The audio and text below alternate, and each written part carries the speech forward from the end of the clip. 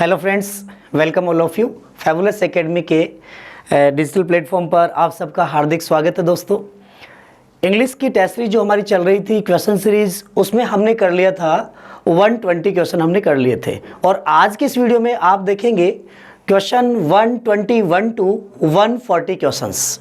और previous exams में questions जो पूछे गए थे वो क्वेश्चन कौन से थे, और एक्सपेक्टेशंस क्वेश्चन जो अब डिफरेंट एग्जाम में जो आने वाले हैं, जो फर्दर जो एग्जाम आपकी आने वाली है, उसमें किस टाइप के क्वेश्चन आपसे पूछे जाएंगे। तो आज की इस वीडियो में आप देखेंगे वो क्वेश्चंस जो बहुत ही इंपॉर्टेंट है। तो फ्रेंड्स, आज के सेशन से जुड़ी जाइएगा और देखिएगा कि उन क्वेश्चंस को कैसे सॉल्व करेंगे। तो चलते हम क्वेश्चन की ओर बढ़ते हैं। फर्स्ट क्वेश्चन देखते हैं हम आगे।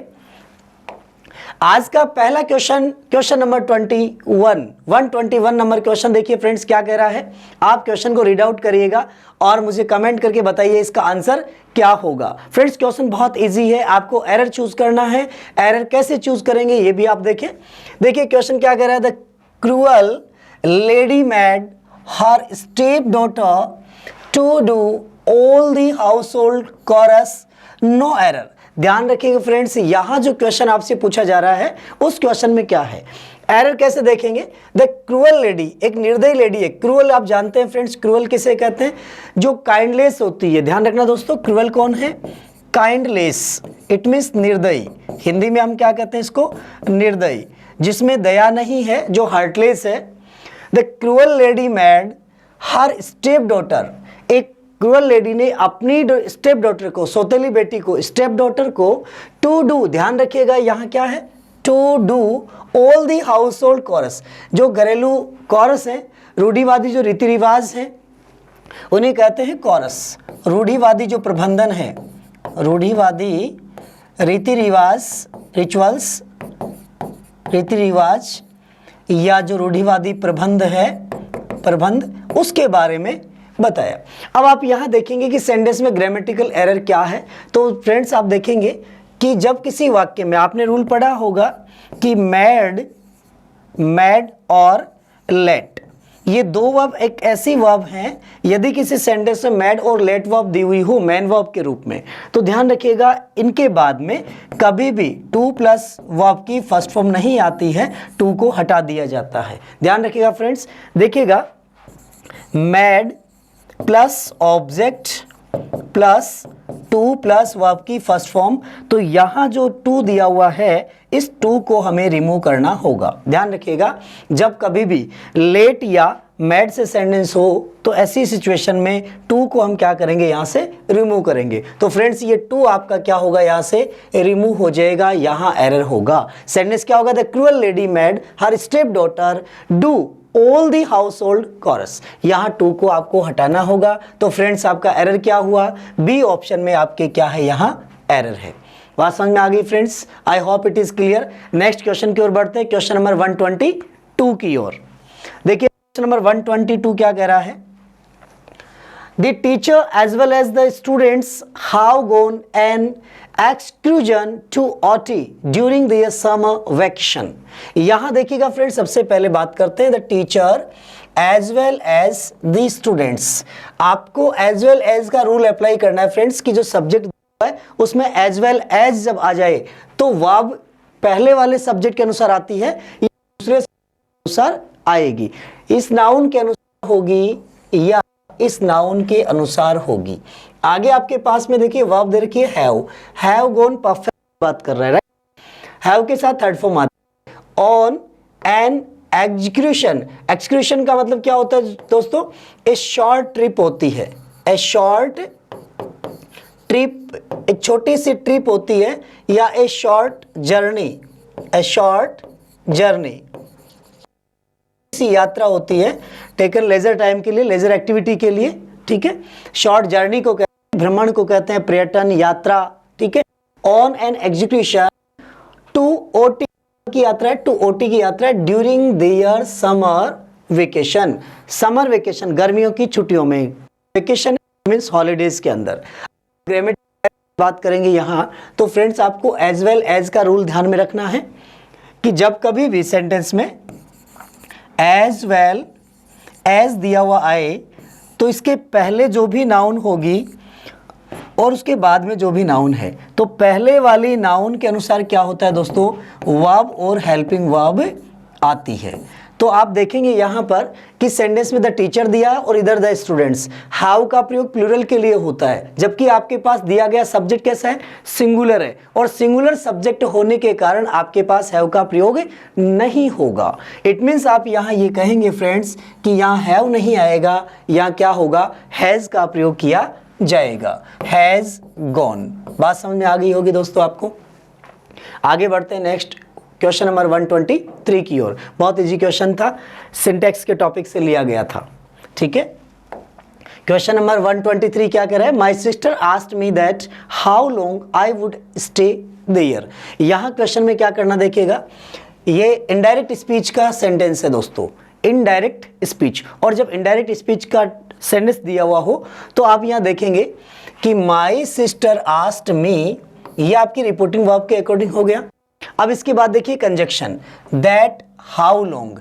अब आपको ध्यान रखना दोस्तों, हमने आपको डायरेक्ट से इनडायरेक्ट बनाने के रूल्स बताए थे, और सो मैंने आपसे ये कहा था कि जब कभी भी सेंटेंस हमारा इंटरोगेटिव दिया हुआ हो और इंटरोगेटिव सेंटेंस यदि हेल्पिंग वर्ब से शुरू हो तो ऐसी सिचुएशन में इफ या वेदर का प्रयोग किया जाता है। और यदि क्वेश्चन WH वर्ड से शुरू हो तो वहां पर WH स्वयं ही कंजक्शन का कार्य करते हैं।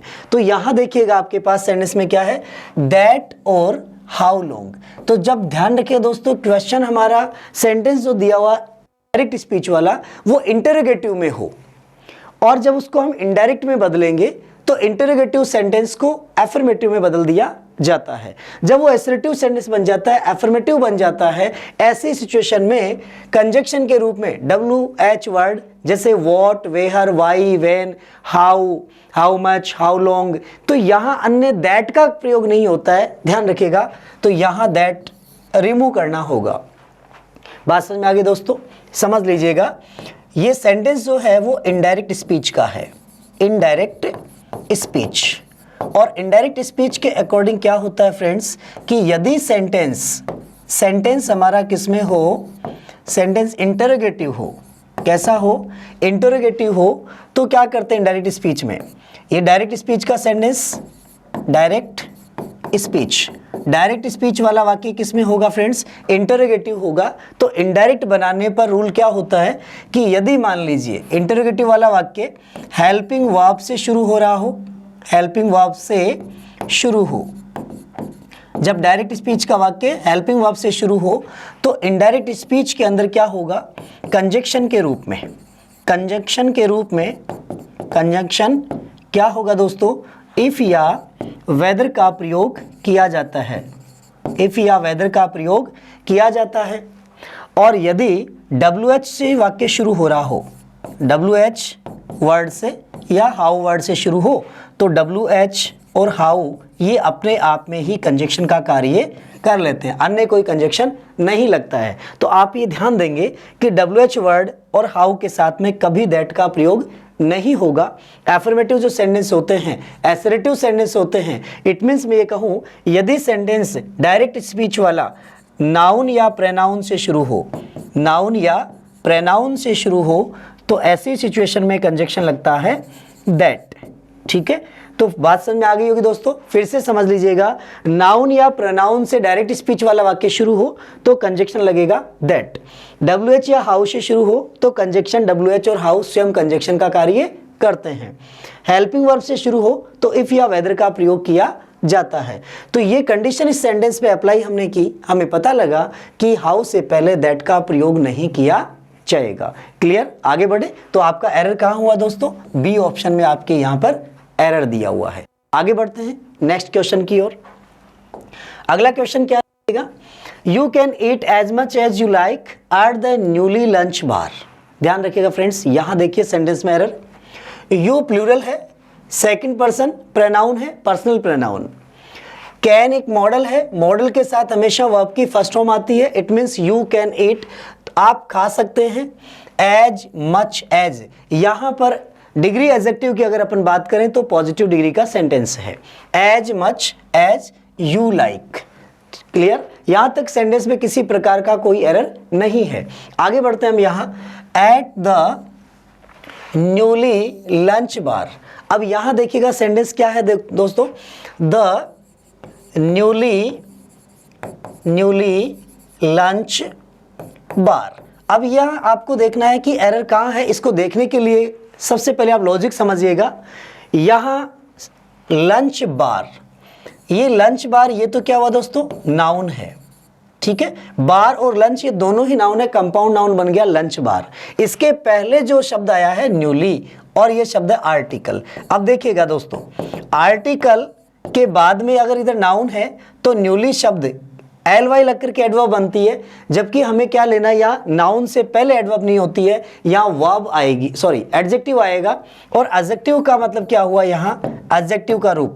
तो न्यूली क्या है, एडजेक्टिव नहीं है, एडवर्बियल में जा रहा है। हमें यहाँ लिखना होगा न्यू लंच बार। क्या होगा फ्रेंड्स, न्यू लंच बार।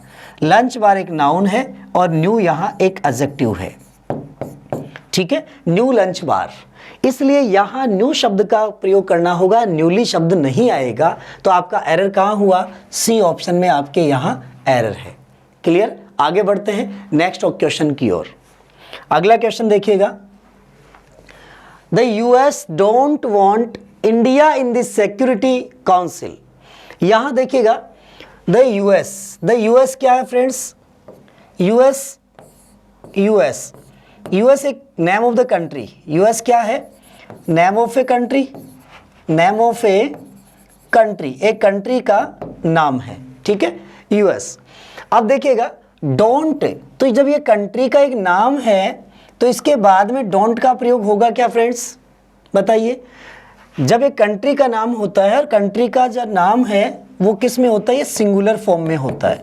किस में होता है, सिंगुलर फॉर्म में होता है। ये नाउन का रूप सिंगुलर नाउन है, इसलिए इसके साथ में आने वाली जो वर्ब होगी वो वर्ब भी कैसी होगी, सिंगुलर होगी। वर्ब कैसी होगी फ्रेंड्स, सिंगुलर वर्ब होगी। तो यहाँ सेंटेंस में डोंट नहीं आएगा, यहाँ क्या होगा, सिंगुलर फॉर्म के अकॉर्डिंग डजंट होगा। आगे बढ़ते हैं, India in the security council. तो यहाँ अन्य कोई एरर नहीं है, यहाँ बी ऑप्शन में आपका एरर हुआ कि डोंट के स्थान पर डोंट को क्या करना होगा, रिमूव डोंट को रिमूव करना है एंड यूज डजंट का यूज करना है,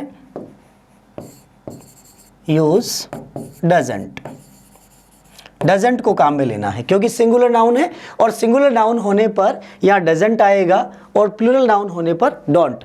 तो कंट्री का नाम था, सिंगुलर फॉर्म था, इसलिए यहाँ डजंट होगा। क्लियर, बहुत आसान क्वेश्चन था। आगे बढ़ते हैं, देखिएगा फ्रेंड्स, अपना नेक्स्ट क्वेश्चन है आपका fill in the blanks with the correct option. Correct option से आपको ब्लैंक्स फिल करना है। देखिएगा, our monthly expenditure blanks by 500 rupees when we decided to buy milk from the milkman. यहां देखिएगा क्या करना चाह रहा है, ऑप्शन में वर्ड्स दिए हुए हैं, आपको फ्रेजल वर्ब के अकॉर्डिंग आपको सेंटेंस चूज करना है कि यहां इसका कौन सी वर्ब आएगी जो इसके प्रॉपर सेंस को आइडेंटिफाई करे। देखिएगा, आवर मंथली एक्सपेंडिचर, हमारा मंथली जो खर्चा है, मंथली जो एक्सपेंडिचर है, ठीक है, ब्लैंक्स बाई 500 रुपीज। 500 रुपये क्या हो गया, एक्सपेंडिचर जो था वो 500 रुपये।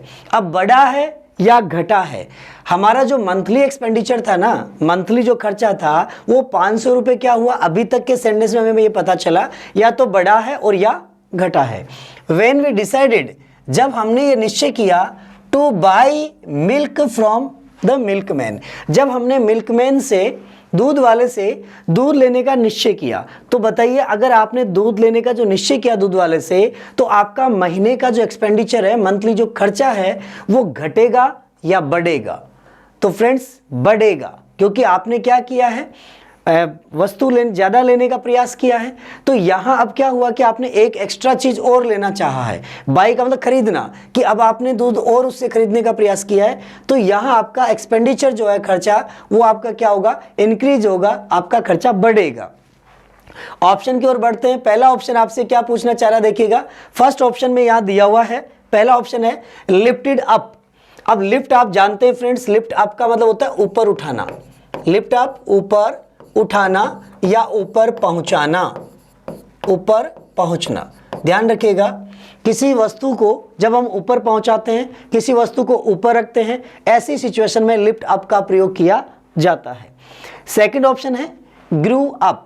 ग्रू अप किससे लिया हुआ देखिएगा, ग्रू की फर्स्ट फॉर्म होती है ग्रो, और ग्रो करते हैं, ग्रो का मतलब ग्रोथ है, यानी उम्र का बढ़ना, कद का बढ़ना। देखिएगा ग्रू जो शब्द है कद के लिए और उम्र के लिए लिया जाता है, कद का बढ़ना, उम्र का बढ़ना, ठीक है ना। तो यहां बात किसकी हो रही है, एक्सपेंडिचर की, तो ये तो आपका ऑप्शन नहीं हो सकता। सी ऑप्शन बढ़ते हैं, शॉर्ट अप। शॉर्ट अप का मतलब फर्स्ट फॉर्म होती है शूट, ठीक है, शूट अप। शूट अप का मतलब था अचानक से बढ़ जाना, अचानक के बढ़ना। ध्यान रखिए दोस्तों, अचानक बढ़ना। और गोट अप, गोट अप मतलब सो करके उठना, ठीक है। जैसे हम फर्स्ट फॉर्म लेते हैं get up, I get up early in the morning, मैं सुबह जल्दी उठता हूं, तो यहाँ गेट से गॉट बना हुआ है, गॉट अप का अर्थ हो गया सोकर उठना, ठीक है, सोकर उठना। अब फ्रेंड्स आप देखेंगे यहाँ कि आपका कौन सा ऑप्शन राइट होगा, तो फ्रेंड्स एक्सपेंडिचर जो था वो हमारा क्या हो गया है, बढ़ गया है। बढ़ गया मतलब अचानक बढ़ गया, क्योंकि हमने क्या किया है, मिल्कमैन से और दूध खरीदना शुरू कर दिया। तो आपका यहाँ ऑप्शन राइट क्या हो गया, सी ऑप्शन आपका बिल्कुल राइट ऑप्शन हो गया। बात समझ में आ गई दोस्तों, यहाँ ये आंसर कैसे आया। आगे बढ़ते हैं नेक्स्ट क्वेश्चन की ओर। अगला क्वेश्चन देखिएगा, blanks the people looked well enough but when one looked more closely one so that their faces were filled with despair. यहाँ क्या पूछा जा रहा है, आपसे एक इडियम पूछी जा रही है फ्रेंड्स। देखिएगा ऑप्शन में कह रहा है on first sight, at first sight, at first looking, at first observation. Question ये कह रहा है कि द पीपल लुक्ड वेल, लोग जो सही दिखते हैं, वेल एनफ पर्याप्त रूप से अच्छे दिखाई देते हैं, ठीक है। बट लेकिन when one looked more closely, जब उनको और निकट से देखा जाता है, जब उनसे घनिष्ठता की जाती है, one so that their faces were filled with despair, तो वो अचानक से निराश हो जाते हैं। यानी जब वो पहली बार मिलते हैं, फर्स्ट मीटिंग किसी से करते हैं, तो वो उनको बहुत अच्छा लगता है, लेकिन जब उसके साथ में रहना शुरू कर देते हैं तो उसमें उसको कमियां नजर आना शुरू होती है। तो देखिए फ्रेंड्स, यहाँ क्या होगा कि फर्स्ट मीटिंग में the people looked well enough, पहली मीटिंग में लोग कैसे लगेंगे, अच्छे लगेंगे। फर्स्ट मीटिंग में क्या होगा, अच्छा लगेगा। तो एट फर्स्ट मीटिंग, ध्यान रखना दोस्तों, ऑन फर्स्ट साइट नहीं होता है, ऑन फर्स्ट साइट नहीं होता है। फ्रेजल वर्ब जो है इडियम के अकॉर्डिंग, सॉरी, इडियम जो है वो क्या है, at first sight. At first sight का मतलब क्या हो गया, first meeting. At first sight का मतलब क्या होता है, फर्स्ट मीटिंग। फर्स्ट साइट, पहले साइट के ऊपर क्या होता है, मुलाकात होती है, मीटिंग होती है। ध्यान रखना दोस्तों, तो यहाँ एट फर्स्ट साइट ये आपका बिल्कुल करेक्ट ऑप्शन होगा। एट फर्स्ट लुकिंग नहीं होता, एट फर्स्ट ऑब्जर्वेशन नहीं होता, क्योंकि इडियम का जो रूप है वो क्या है, एट फर्स्ट साइट। क्लियर। आगे बढ़ते हैं नेक्स्ट क्वेश्चन की ओर। तो अगला क्वेश्चन देखते हैं। अगला क्वेश्चन है the work blanks he left his office. यहां देखिएगा फ्रेंड्स, क्वेश्चन कैसा चल रहा है, the work blanks he left his office. आगे यहां लेफ्ट है वो आपकी सेकंड फॉर्म है। अब आप देखेंगे कि यदि बाद में सेकंड फॉर्म है तो पहले क्या होगा, द वर्क क्या है, ऑब्जेक्ट है, सब्जेक्ट नहीं है ना, कोई व्यक्ति नहीं है, कोई डूअर नहीं है। तो यहाँ सेंटेंस जो जाएगा वो आपका किस में होगा फ्रेंड्स, ये सेंटेंस आपका पैसिव फॉर्म में है। किस में है, पैसिव वॉइस फॉर्म में है। और पैसिव वॉइस फॉर्म में आपको पता है कि सेंटेंस कैसे बनेगा, देखिएगा। फर्स्ट में on being finished, on being finished, तो the work on being finished हो सकता है क्या, क्योंकि यहां पर कंटिन्यूअस और आगे सिंपल नहीं हो सकता माय डियर। दूसरा ऑप्शन देखिएगा, हैविंग बीन ओवर, और एक है हैविंग कंप्लीटेड। सी ऑप्शन है हैविंग बीन कंप्लीटेड। तो having been over, having completed, ये पैसिव नहीं है तो ये तो कैंसिल हो गया। क्लियर। अब परफेक्ट पार्टिसिपल का रूल अप्लाई करेंगे फ्रेंड्स यहां पर, तो क्या होगा देखो कि ओवर, हैविंग बीन ओवर जो शब्द है, ओवर का प्रयोग होता है किसी समय का समाप्त होना, समय के लिए आता है ओवर, टाइम का ओवर। हैविंग बीन ओवर, पूरा करके समय पूरा हो गया। तो यहां पर क्या देखिएगा, टाइम के लिए, द वर्क ओवर नहीं होता है, वर्क कंप्लीट होता है। ध्यान रखना फ्रेंड्स, वर्क के लिए क्या होता है, ओवर ना होकर कंप्लीट वर्ड होता है, इसलिए आपका राइट आंसर होगा having been completed. Having been completed, तो ये आपका राइट ऑप्शन हो गया, the work having been completed, कार्य को पूरा करने के बाद में ही लेफ्ट हिज ऑफिस, वह अपने ऑफिस से गया। क्लियर, आगे बढ़ते हैं नेक्स्ट क्वेश्चन की ओर। अगला क्वेश्चन देखिए क्या कह रहा है, blank seat was occupied in the function. Function में सीट क्या कर ली गई है, ऑक्यूपाई कर ली गई है, मतलब जितनी सीटें थी वो सारी की सारी सीटें क्या हो गई है, उनके ऊपर जो ऑडियंस है, जो दर्शक हैं, श्रोतागण हैं, वो उन पे बैठ चुके हैं। तो जितनी भी सीटें, वो सारी की सारी सीटें क्या हो गई है, फिल हो गई हैं। तो यहाँ देखिएगा, सीट वॉज ऑक्यूपाइड, पैसिव का सेंटेंस है, इन द फंक्शन। तो सम सीट, ध्यान रखिएगा, सम का प्रयोग सिंगुलर और प्लूरल दोनों में किया जाता है, अनकाउंटेबल और काउंटेबल में भी किया जाता है। इट मीन सम सीट, तो यदि काउंटेबल फॉर्म हो तो यहाँ सम के बाद में काउंटेबल के साथ में तो कैसा होना चाहिए, प्लूरल आना चाहिए, राइट। तो ये तो ऑप्शन नहीं हो सकता। आगे बढ़ते, ईच, ईच का मतलब होता है प्रत्येक, और प्रत्येक कैसा कि जहां पर अलग अलग बात की गई हो, क्या किया गया हो, अलग अलग उद्देश्य होते हैं, अलग अलग उद्देश्य की बात की गई हो। अब सभी सीटें, तो सभी सीटें एक जैसी है वहां पर। इसके बाद एवरी, एवरी का मतलब क्या होता है, प्रत्येक, जहां पर सबका उद्देश्य समान हो, एक समान उद्देश्य हो, समान उद्देश्य हो और संख्या असीमित हो, ठीक है। फ्यू का प्रयोग होता है नेगेटिव में, यानी कि प्लूरल नाउन होनी चाहिए, प्लूरल काउंटेबल नाउन हो, ठीक है। और कैसा सेंस हो, नेगेटिव सेंस हो। नेगेटिव सेंस में किसका प्रयोग किया जाता है, फ्यू का। तो फ्रेंड्स ये तो आपका आंसर नहीं हो सकता। आपका आंसर क्या होगा, एवरी सीट। ईच और एवरी में अंतर क्या हुआ फ्रेंड्स, ईच का प्रयोग होता है अलग अलग उद्देश्य के लिए और एक सीमित संख्या के लिए, एवरी का प्रयोग होता है असीमित संख्या हो और सबका उद्देश्य एक जैसा हो। तो सभी सीटें, फंक्शन में जितनी सीटें रखी गई थी, सभी का उद्देश्य, लक्ष्य क्या है, प्रोग्राम देखना, फंक्शन अटेंड करना, इसलिए यहां क्या होगा, एवरी का प्रयोग किया जाएगा, ईच का प्रयोग नहीं होगा। सम का प्रयोग सिंगुलर में भी होता है, प्लूरल में भी होता है। सम का प्रयोग काउंटेबल में भी होता है, अनकाउंटेबल में भी होता है। लेकिन जब प्लूरल, काउंटेबल अनकाउंटेबल में से यदि काउंटेबल दिया हुआ हो और वो प्लूरल हो तो सम का प्रयोग किया जा सकता है। क्लियर, आगे बढ़ते हैं नेक्स्ट क्वेश्चन की ओर, क्वेश्चन नंबर 130 की ओर। क्वेश्चन नंबर 130 क्या देखिएगा, चूज द करेक्ट सिनोनिम। आपको सिनोनिम चूज करना है, पर्यायवाची बताना है, कौन सा राइट पर्यायवाची होगा इसका देखिएगा। वर्ड क्या है, एडवोकेट। फ्रेंड्स एडवोकेट को आप क्या कहते हैं, वकील भी कहते हैं, राइट। एडवोकेट का मतलब वकील, और दूसरा इसको वर्ब के रूप में काम में लेते हैं, तो इसका अर्थ क्या होता है, किसी का समर्थन करना, राइट, सपोर्ट करना, किसी का समर्थन करना, एडवोकेट करना। एडवोकेट मीन्स समर्थन करना, और नाउन के रूप में इसका अर्थ हो जाता है वकील। क्लियर। अब देखिएगा फ्रेंड्स, यहां ऑप्शन में फर्स्ट है डिटरमाइन। डिटरमाइन का अर्थ होता है दृढ़ निश्चय करना, ठीक है, दृढ़ निश्चय करना। और प्रेडिक्ट, प्रेडिक्ट का मतलब होता है भविष्यवाणी करना। क्या होता है, भविष्यवाणी करना, फोरटेल करना, भविष्यवाणी करना। प्रोनाउंस आप जानते ही हैं, किसी चीज को उच्चारण करना। और सपोर्ट करना, सपोर्ट का मतलब समर्थन करना, समर्थन या सहायता या सहायक होना। तो यहां आपका राइट आंसर क्या होगा, एडवोकेट का सिनोनिम अगर बात करें तो आपका सिनोनिम होगा सपोर्ट। क्लियर, एडवोकेट करना, सपोर्ट करना। क्लियर, आगे बढ़ते हैं क्वेश्चन नंबर 131 की ओर। अगला क्वेश्चन है क्वेश्चन नंबर 131, पैरेंबल। अब पैरेंबल क्या होता है फ्रेंड्स, ध्यान रखिएगा, किसी भी बुक के ऊपर, किसी भी बुक के फ्रंट पेज पर, फर्स्ट पेज के ऊपर जो एक्नॉलेजमेंट होती है, जो प्रस्तावना लिखी हुई होती है, उसको पैरेंबल कहते हैं। पैरेंबल का अर्थ क्या होता है दोस्तों, प्रस्तावना, ठीक है। और प्रस्तावना में क्या होता है, इंट्रोडक्शन होता है। प्रस्तावना में क्या होता है, इंट्रोडक्शन होता है दोस्तों, परिचय होता है। प्रस्तावना में परिचय होता है। डेफिनेशन, डेफिनेशन का मतलब क्या हुआ, निश्चित होना, परिभाषा होना। डेफिनेशन होता है, डेफिनेशन, तो ये परिभाषा।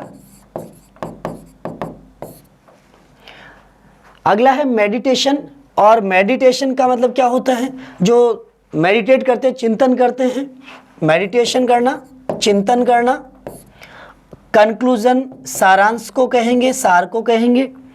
तो यहां आपका राइट आंसर यदि पूछा जाए तो राइट आंसर क्या हो जाएगा फ्रेंड्स, देखिएगा, पैरेम्बल प्रस्तावना अर्थात किसी भी चीज का इंट्रोडक्शन देना क्या कहलाएगा, पैरेम्बल कहलाएगा। तो आपका राइट आंसर यहाँ सिनोनिम क्या हो गया, पैरेम्बल अर्थात प्रस्तावना, परिचय, इंट्रोडक्शन। तो ये आपका राइट आंसर हो गया। क्लियर। आगे बढ़ते हैं नेक्स्ट क्वेश्चन की ओर, क्वेश्चन नंबर 132 की ओर। देखिए क्वेश्चन नंबर 132 क्या कह रहा है, I am out of my wits. देखिएगा आउट ऑफ माई विट्स, यहाँ फ्रेंड्स सबसे पहले आप ध्यान दीजिएगा, पूछा क्या जा रहा है, I am out of wits. Out of wit क्या है, एक इडियम है, ठीक है। एंड देयरफॉर, और इसीलिए, can not find a way to solve the problem immediately. देखिएगा मैं क्या हूं, बहुत ज्यादा आउट ऑफ विट हूं। अब विट का मतलब क्या होता है, विट का अर्थ होता है प्रमाण होना, ठीक है, तर्क होना। तो जितने भी तर्क थे वो सब चले गए, जितने भी प्रमाण थे वो सब चले गए, जो विटनेस थे, जो गवाह थे वो चले गए। ध्यान रखिएगा, याद रखने का लॉजिक क्या होगा कि जितने भी गवाह थे वो सारे के सारे चले गए। अब मैं कंफ्यूज हूं कि मैं गवाह किसको बनाऊं, मेरा सपोर्ट कौन करेगा, राइट। तो ध्यान रखिएगा, आउट ऑफ विट, मैं बहुत ज्यादा आउट ऑफ विट हूं, मेरे पास कोई प्रमाण नहीं, बहुत ज्यादा कंफ्यूज हूं, इसलिए देयरफॉर कैन नॉट, इसलिए can not, therefore I can not. ध्यान रखिएगा यहां पर आई आना चाहिए। Therefore I can not find a way to solve the problem immediately, इसलिए मैं समस्या का समाधान तुरंत प्राप्त नहीं कर सका, क्योंकि मैं क्या था, आउट ऑफ विट था। It means I am very confused, I am greatly confused, मैं बहुत ज़्यादा कंफ्यूज था, बहुत ग्रेटली कंफ्यूज था, इसलिए मैं उसका समाधान नहीं कर पाया। टोटली इग्नोरेंट, ध्यान रखिएगा, आउट ऑफ विट, जब प्रमाण नहीं होते तो इग्नोर नहीं करते हैं, तो ये तो आपका राइट आंसर नहीं हुआ। इसके बाद नेक्स्ट ऑप्शन है नॉट इंटेलिजेंट एनफ। इंटेलिजेंसी की यहाँ बात नहीं है क्योंकि विट की बात हो रही है। ग्रेटली कंफ्यूज्ड, ये बिल्कुल इसका राइट आंसर होगा। हेल्पलेस विदाउट पावर, बिना शक्ति के निराश हो जाना, हेल्पलेस होना, तो ये इसका आंसर नहीं हुआ। ग्रेटली कंफ्यूज, आउट ऑफ विट होना, इट मीन्स ग्रेटली कंफ्यूज्ड होना। ध्यान रखिएगा फ्रेंड्स, आपको इडियम का जो मीनिंग है वो एग्जैक्ट ध्यान रखना होगा। सेंटेंस से भी आप इसके मीनिंग तक पहुंच सकते हैं। I am out of wit, out का मतलब बाहर होना, विट का मतलब प्रमाण। जितने भी प्रमाण थे, जो भी मुझे मेरे पास जो प्रमाण थे, वो सारे के सारे प्रमाण क्या हैं, बाहर चले गए, तो मैं क्या हो गया, कंफ्यूज हो गया। जितना कुछ आपको याद था वो सारा का सारा माइंड से स्लिप हो गया, आप क्या हो गए, ग्रेटली कंफ्यूज हो गए। क्लियर। आगे बढ़ते हैं 133 की ओर। क्वेश्चन नंबर 133 क्या कह रहा है, देखिएगा, villagers always call a spade. देखिएगा गांव वाले हमेशा क्या करते हैं, कॉल ए स्पेड। अब स्पेड का मतलब क्या हुआ, देखो स्पेड का अर्थ क्या होता है, फावड़ा, ठीक है। तो देखिएगा क्या होगा, to speak ill about someone, किसी के बारे में बुरा कहना। फावड़ा लेकर के किसान गांव वाले क्या करते हैं, सीधे अपने कार्य में लग जाते हैं। तो फावड़ा लेके सुबह सुबह देखा, मजदूर था, किसान थे, वो अपना फावड़ा लिया और खेत में चले गए, तो डायरेक्टली वो अपने कार्य की ओर अग्रसर हो रहे हैं, वो किसी को इल बिहेव नहीं कर रहे हैं। तो ये तो आपका राइट आंसर नहीं है। Second option, to speak about someone, किसी के बारे में बोलना, तो किसी के बारे में नहीं बोल रहे हैं, वो दूसरे की बात नहीं करते हैं, वो अपना काम करते हैं सिर्फ। To speak in a straightforward manner, यानी स्पष्टवादी होना, अपने सिर्फ काम से मतलब रखना। To call someone a spade, किसी को स्पेड कहना, नहीं, ये भी नहीं होगा। तो ध्यान रखिएगा फ्रेंड्स, यहाँ आंसर क्या हुआ, to speak in a straightforward manner, स्पष्ट शब्दों में जो बात कही जाती है, कॉल स्पेड। कौन, विलेजर्स की बात कर रहा हूं, तो स्पेड, उसने स्पीड में सारी बातें कह दी, सब कुछ स्पष्ट कर दिया, कॉल स्पेड। तो ध्यान रखिए, इसको कॉल ए स्पेड, इसको मैं याद रखने के लिए कीवर्ड काम में लेता हूं स्पीड। क्या वर्ड काम में लिया मैंने, स्पीड, स्पेड को बोल दिया स्पीड। स्पीड में उसने सारी बातें स्पष्ट कर दी, अर्थात स्ट्रेट फॉरवर्ड मैनर, स्पष्ट कर देना, सारी बातें प्रत्यक्ष रख देना, क्या कहलाता है, to speak straightforward manner, call a spade. Clear. तो आपका राइट आंसर हो गया सी ऑप्शन। आगे बढ़ते हैं क्वेश्चन नंबर 134 की ओर। क्वेश्चन नंबर 134 क्या है, देखिएगा, choose the correct one word choose करना फ्रेंड्स। देखिएगा, a general pardon granted by the government to political offenders. A general, एक सामान्य, आम, पार्डन, क्षमा, ध्यान रखिएगा दोस्तों, क्षमा करना। ग्रांटेड, क्षमा याचना को स्वीकृति देना, ग्रांटेड करना, स्वीकृत करना। बाय द गवर्नमेंट, सरकार के द्वारा। टू पॉलिटिकल ऑफेंडर्स, राजनीतिक ऑफेंडर्स जो दोषी होते हैं, राजनीतिक दोषी, ऑफेंडर्स दोषी, राजनीतिक, पॉलिटिकल ऑफेंडर्स जो राजनीतिक दोषी थे उनको सरकार के द्वारा क्या कर दिया गया, उनको माफ कर दिया गया, उनको क्षमा कर दिया गया। तो राजनीतिक तौर तरीके से राजनीतिक दोषियों को क्या कर दिया गया, सरकार ने क्या कर दिया, माफ कर दिया उनको। ठीक है, तो इसको अपन वन वर्ड के रूप में क्या कहते हैं, ऑप्शन की ओर बढ़िएगा फ्रेंड्स, देखिएगा, एमनेस्टी, पार्डन, एक्सक्यूज, ऑनेस्टी।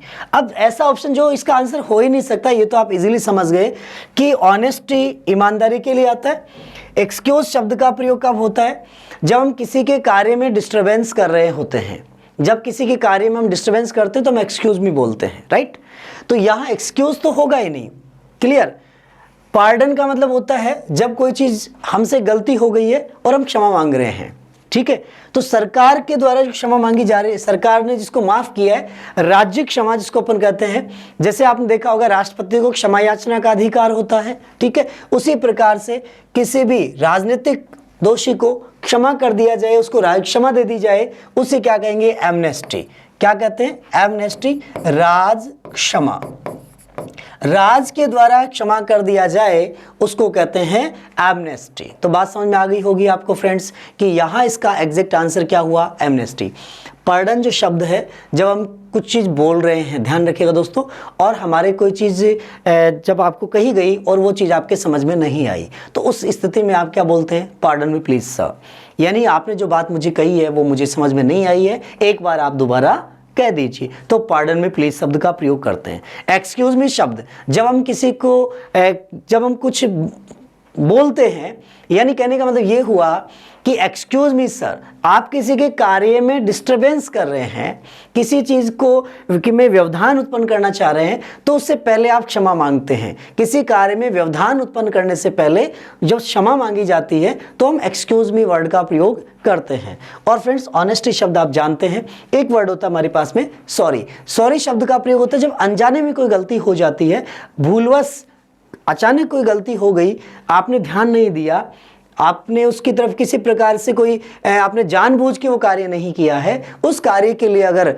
आपसे वो गलत हो जाता है तो आप सॉरी वर्ड का प्रयोग कर लेते हैं। लेकिन दूसरा जो वर्ड है एमनेस्टी, एमनेस्टी का मतलब सरकार के द्वारा किसी दोषी को माफ कर दिया जाए, उसे एमनेस्टी कहते हैं। क्लियर। तो आगे बढ़ते हैं नेक्स्ट क्वेश्चन की ओर, क्वेश्चन नंबर 135 की ओर। क्वेश्चन नंबर 135 क्या है, देखिएगा, स्टीलिंग ऑफ आइडियाज और writing of someone else. Stealing means चुराना, ऑफ आइडियाज किसी के विचारों को चुराना, और राइटिंग ऑफ समवन एल्स और किसी की राइटिंग को, किसी के लेख को चुराना, किसी की रचनाओं को चुराना। या राइटिंग से अभिप्राय क्या है, लेख या रचना, लेख या रचना, साहित्यिक रचना, किसी की साहित्यिक रचनाओं को चुराना क्या कहलाता है दोस्तों, ये आपको देखना है। यहाँ पर पहला वर्ड आपके पास में है पैलेगेरिज्म, दूसरा वर्ड है अल्ट्रिज्म, तीसरा है सेप्टिसिज्म और चौथा वर्ड है मैस्मेरिज्म। अब आपको देखना होगा पहला वर्ड क्या है, पैलेगेरिज्म और पैलेजियरिज्म। पैलेजियरिज्म अर्थात साहित्यिक चोरी, क्या कहलाता है, साहित्यिक चोरी। साहित्य की चोरी जो की जाती है वो क्या कहलाता है, पैलेगेरिज्म कहलाता है। और दूसरा वर्ड आपके पास में है अल्ट्रिज्म। अल्ट्रिज्म का मतलब होता है परोपकार की भावना, परोपकार करना, किसी की भलाई करना, ठीक है, ये किसी की वेलफेयर से संबंधित शब्द है। और अगला वर्ड आपके पास में है सेप्टिसिज्म, और सेप्टिसिज्म का मतलब होता है अविश्वास, यानी किसी चीज के ऊपर विश्वास नहीं करना, अविश्वसनीयता, अविश्वसनीयता, जिसमें हमें किसी चीज पर विश्वास नहीं है उसको हम क्या कहते हैं, अविश्वसनीयता। और अगला वर्ड है मैस्मेरिज्म। मैस्मेरिज्म, मैस्मेरिज्म इसका अर्थ होता है संशयवाद, संशयवाद, जब हमें किसी के ऊपर शक होता है, संशयवाद भी कहते हैं इसको, मैस्मेरिज्म, ठीक है। या इसको एक वर्ड और भी हम काम में ले सकते हैं यहाँ पर, सम्मोहन की जो क्रिया होती है फ्रेंड्स, सम्मोहन, सम्मोहनवाद। तो सम्मोहन करना, मैस्मेरिज्म करना, किसी को सम्मोहन कर लेते हैं हम, हिप्नोटिज्म जैसे किया जाता है, तो मैस्मेरिज्म एज ए हिप्नोटिज्म। और सेप्टिसिज्म अविश्वसनीयता या संशयवाद। ध्यान रखना दोस्तों, संशयवाद, क्लियर, किसी चीज के ऊपर हमें संशय होता है, शक होता है। तो अब यहां आप अपने आंसर तक पहुंच गए होंगे। स्टीलिंग ऑफ आइडियाज और राइटिंग ऑफ समवन एल्स, किसी के विचारों को चुराना, किसी की लेख को चुराना, ठीक है, साहित्यिक रचनाओं को चुरा लेना, क्या कहलाता है? प्लेजियरिज्म। प्लेजियरिज्म। और अल्टरिज्म का अर्थ होता है किसी की भलाई करना, किसी की वेलफेयर करना। इसके अलावा सेप्टिसिज्म, सेप्टिसिज्म का अर्थ होता है अविश्वसनीयता, किसी इन बिलीव अर्थात जिसके ऊपर हमें बिलीव नहीं हो, अनबिलीवेबल। और मेस्मेरिज्म का अर्थ होता है सम्मोहन या हिप्नोटिज्म। क्लियर, आगे बढ़े। तो यहां आपका आंसर क्या हो गया फ्रेंड्स? ए ऑप्शन आपका बिल्कुल राइट आंसर होगा। नेक्स्ट क्वेश्चन नंबर 136 की ओर। क्वेश्चन नंबर 136 क्या है देखिएगा, वन हु हेट्स वुमन, जो महिलाओं से घृणा करता है उसे क्या कहेंगे? बहुत अच्छा क्वेश्चन है फ्रेंड्स, वन वर्ड का क्वेश्चन है। वन हु हेट्स वुमन, जो महिलाओं से घृणा करता है उसे क्या कहते हैं? पहला वर्ड आपके पास में है मिसेंथ्रोप। मिसेंथ्रोप मीन्स क्या होगा दोस्तों, ये आपको बताना होगा। मिसेंथ्रोप जो मानव द्वेषी होता है, मानव द्वेषी, जो मानव से ही मतलब ईर्ष्या करता हो, घृणा करता हो, उसे क्या कहते हैं? मिसेंथ्रोप। मानव द्वेषी, मानव द्वेषी, जो मानव से ही घृणा करता हो, मानव से द्वेष रखता हो, ईर्ष्या रखता हो, उसे हम कहते हैं मिसेंथ्रोप। अगला वर्ड आपके पास में है मिसोगिनिस्ट। और मिसोगिनिस्ट जो वर्ड है, मिसोगिनिस्ट जो विवाह से घृणा करता है, किससे घृणा करता है? मिसोगिनिस्ट, विवाह से घृणा करने वाला, विवाह से घृणा, ठीक है। या ये कहूं मैं कि पुरुषवाद पर विश्वास करने वाला, पुरुषवादी विचारधारा का, पुरुषवादी विचारधारा का जो व्यक्ति है उसे कहेंगे हम मिसोगेनिस्ट। और अगला वर्ड हमारे पास में है मिसोगेमिस्ट। मिसोगेमिस्ट, मिस से कि गेम से घृणा करता है, अर्थात जो महिलाओं से घृणा करता है, महिला विरोधी, महिला विरोधी या महिलाओं से घृणा करने वाला। एम्बिवर्ट का होता है जो अंतर्मुखी भी होता है और बहिर्मुखी भी होता है, जो दोनों में होता है वो एम्बिवर्ट कहलाता है। अंतर्मुखी, अंतर्मुखी व बहिर्मुखी, बहिर्मुखी, उभयमुखी जिसको कहते हैं, बहिर्मुखी दोनों प्रतिभाओं वाला, दोनों प्रतिभाओं वाला, दोनों प्रतिभाओं वाला, जो इंट्रोवर्ट भी है और एक्सट्रोवर्ट भी है। समझिएगा फ्रेंड्स, यहाँ क्या कह रहे हैं हम? वन हु हेट्स वुमन, जो महिलाओं से घृणा करता है उसे क्या कहेंगे? मिसेंथ्रोप का मतलब मानवद्वेषी, जो ह्यूमन से ही घृणा करता है, ह्यूमन नेचर से घृणा करता हो, ठीक है। और मिसोगिनिस्ट, मिसोगिनिस्ट का मतलब होता है जो मैरिज से घृणा करता हो, जो पुरुषवादी सोच रखता हो, महिलाओं का विरोधी है। लेकिन ध्यान रखिएगा यहाँ वो मैस्कुलिज्म को प्रधानता देता है, पुरुषवादी सोच का है, ठीक है ना। यहाँ मिसेंथ्रोप और मिसोगिनिस्ट अंतर ये है, यहाँ महिला पुरुष सभी से घृणा चल रही है। मेसोगेनिस्ट के अंदर विवाह से घृणा है, मैरिज से उसको हेट होती है। A person who hate marriage या a person who dislikes marriage, जो विवाह से घृणा करता है, विवाह को डिसलाइक करता है, मैरिज को, वो मिसोगेनिस्ट कहलाता है। और मिसोगेमिस्ट होता है महिला विरोधी, a person who hates women. और एम्बिवर्ट, ध्यान रखिए, एक तो होता है इंट्रोवर्ड, एक होता है एक्सट्रोवर्ड। जो इंट्रोवर्ड होते हैं अंतर्मुखी होते हैं, और एक्सट्रोवर्ड होते हैं बहिर्मुखी होते हैं, और एम्बिवर्ट होते हैं उभयमुखी, जो अंतर्मुखी और बहिर्मुखी दोनों की विशेषताएं रखते हैं, उसे कहते हैं हम एम्बिवर्ट। तो यहाँ आपका जो राइट आंसर हुआ वो कौन सा हो गया? मिसोगेमिस्ट। क्लियर, आगे बढ़े नेक्स्ट क्वेश्चन की ओर। अगला क्वेश्चन है फ्रेंड्स आपका question number 137। China is a big country in area, it is bigger than any other country blanks Russia. अब आप देखेंगे यहाँ आंसर क्या होगा फ्रेंड्स, आपको ऑप्शन जो दिए हुए इनका मीनिंग देखना होगा कि एग्जैक्ट इनका मीनिंग क्या होगा। देखिएगा सबसे पहले वर्ड क्या आपके पास में, China is a big country, China एक बहुत बड़ा कंट्री है। In area it is bigger than any other country, और वो अन्य क्षेत्रों से बड़ा है। इन एरिया, एरिया के क्षेत्र में it is bigger than any other country blanks Russia, Russia को छोड़कर वो अन्य सभी से क्या है, बड़ा है। तो किसको छोड़कर, रसिया को छोड़कर। देखिएगा एक्सेप्ट का मतलब क्या होता है, स्वीकार करना, एक्सेप्ट कर लेना, स्वीकार करना। तो ये तो इसका आंसर नहीं हुआ। इसके बाद में है एक्सेप्ट और एक होता है एक्सपेक्ट। एक्सेप्ट, एक्सपेक्ट, एक्सपेक्ट का मतलब आशा करना, एक्सपेक्ट करना, एक्सपेक्टेशन, आशावादी होना या आशा रखना, आशावादी होना, किसी प्रकार की आशा होना। एक्सेप्ट का मतलब बजाय या को छोड़कर, को छोड़कर, ठीक है। और एक्सेस का मतलब होता है किसी चीज की अधिकता होना, किसी चीज की प्रचुरता होना, अधिकता या प्रचुरता। अब आप देखेंगे यहां क्वेश्चन जो पूछा जा रहा है वो क्या है कि रसिया को छोड़कर चाइना अन्य सभी से क्या है, बड़ा है। तो किसको छोड़कर, रसिया को छोड़कर। इट मीन्स यहां आपका जो राइट आंसर हुआ वो राइट आंसर क्या हुआ फ्रेंड्स, एक्सेप्ट। और ये क्या है, एक्सपेक्ट, एक्सेप्ट अपवाद, ठीक है, के अलावा। तो आपका राइट आंसर हो गया एक्सेप्ट। नेक्स्ट क्वेश्चन की ओर बढ़ते हैं, क्वेश्चन नंबर 138 की ओर। क्वेश्चन नंबर 138 क्या देखिएगा, change the sentences into passive voice. Sentence को पैसिव में बदलना है और पैसिव में बदलने के लिए हमने आपको जो रूल बताया है उस रूल को आप माइंड पे लाइएगा। ध्यान दीजिएगा क्या रूल है। सेंटेंस देखो, the mechanic will repair the scooter by नून। यहां समझ लीजिएगा फ्रेंड्स, सबसे पहले वर्ब क्या है, विल रिपेयर। और आपको पता होगा पैसिव बनाने पर क्या होगा, विल बी या शैल बी प्लस वर्ब की थर्ड फॉर्म। ऑप्शन में देखेंगे आप, जहां पर विल बी शैल बी नहीं है उनको कैंसिल कर दीजिएगा। फर्स्ट ऑप्शन में बढ़िएगा, repairing of the scooter by the mechanic will be done, यहां पर विल बी है। नेक्स्ट ऑप्शन में देखिएगा, the scooter by noon by the mechanic would have been, ये तो आपका आंसर हो ही नहीं सकता।